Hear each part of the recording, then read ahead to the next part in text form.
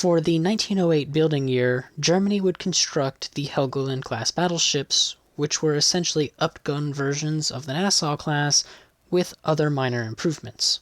While designing the Helgoland, the question of turret arrangement had been a fierce discussion. Tirpitz, head of the RMA, favored the United States arrangement of having all the turrets on a center line, and if need be, in super-firing pairs. Other members of his office were not as convinced. They still favored the hexagonal arrangement, as it guaranteed 2 reserve turrets at any given time. Besides the deficiencies of the hexagonal arrangement, there was one primary issue that Tirpitz was nervous about regarding the hexagonal arrangement, and this was the increased cost just to have reserve turrets. For example, the Nassau class cost 37 million marks a ship to construct, and with the improved guns, armor, and arrangement on the Helgoland, those vessels would cost 46 million marks a ship. For the 1909 building year, Tirpitz wanted the new battleship design to have a similar or slightly decreased cost when compared to the Helgoland's. This meant that new arrangements and various pieces of technology would have to be investigated, and so the super-firing turret arrangement was ordered to be tested at the Meppen firing range. Meppen would conduct their super-firing turret arrangement test in late 1907, and these results would be first implemented aboard the new battlecruiser project, which of course would become the SMS Moltke. Tirpitz wanted to improve the 1909 battleship altogether when compared to the Moltke arrangement, and he opted to go with the so-called American arrangement of having 2 super-firing pairs and 1 spare turret amidships. However, upon investigating the cost of having 2 super-firing pairs, it was too great, and Tirpitz had to cancel the idea. So, on the 3rd of July 1908, Hans Berkner offered a solution. He suggested copying the Moltke arrangement, as it would give the new battleships a super-firing pair of turrets, and it would also delete 1 turret, saving approximately 1,600 tons in displacement and 4.4 million marks on the overall cost. The Moltke arrangement also allowed the ship to give a full 5-turret broadside compared to the 4-turret broadside of the Helgoland.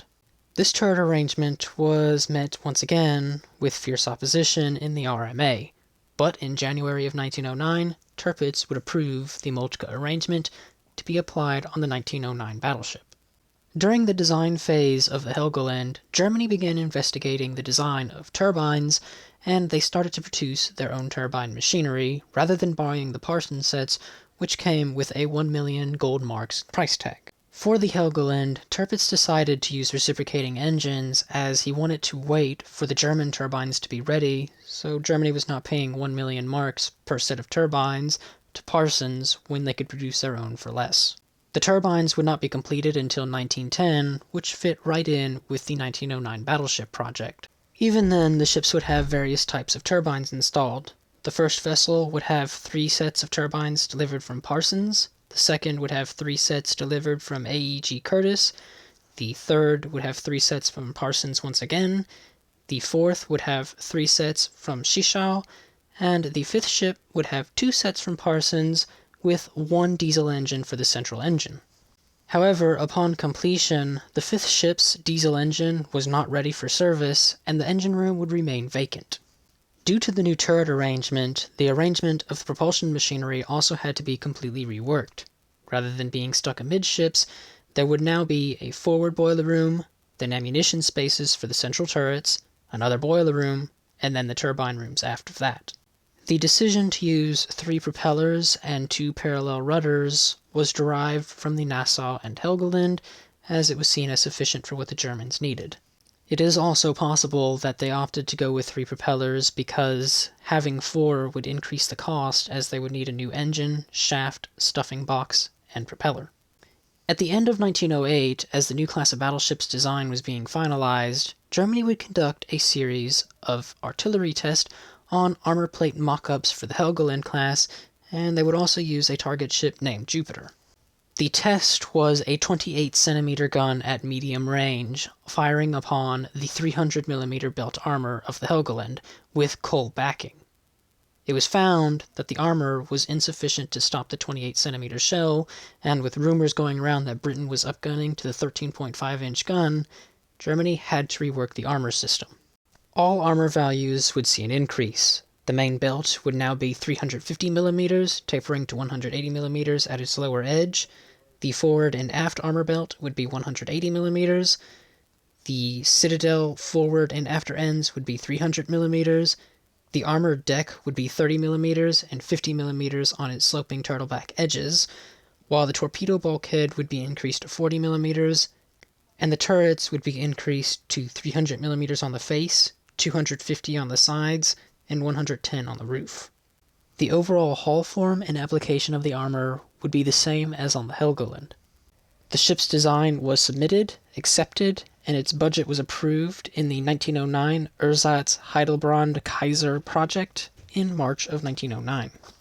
Hull number 35 would be laid down at the Imperial Dockyards in Kiel in September of 1909, launched on the 22nd of March 1911, and commissioned as Kaiser on the 1st of August 1912.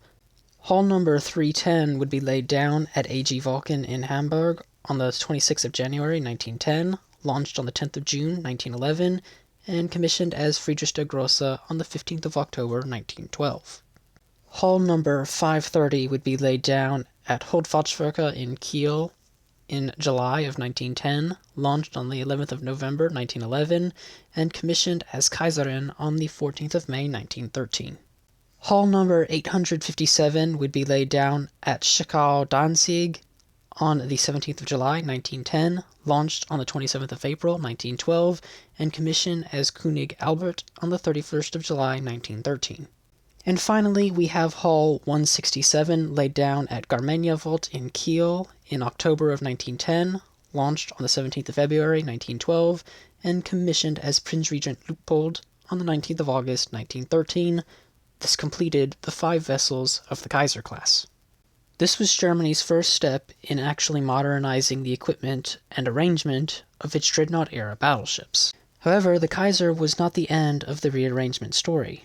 That would continue into the next class of battleships. However, that is a story for another day. So, if you have learned something new in this video, why not leave a like and a comment down below. Have a wonderful day.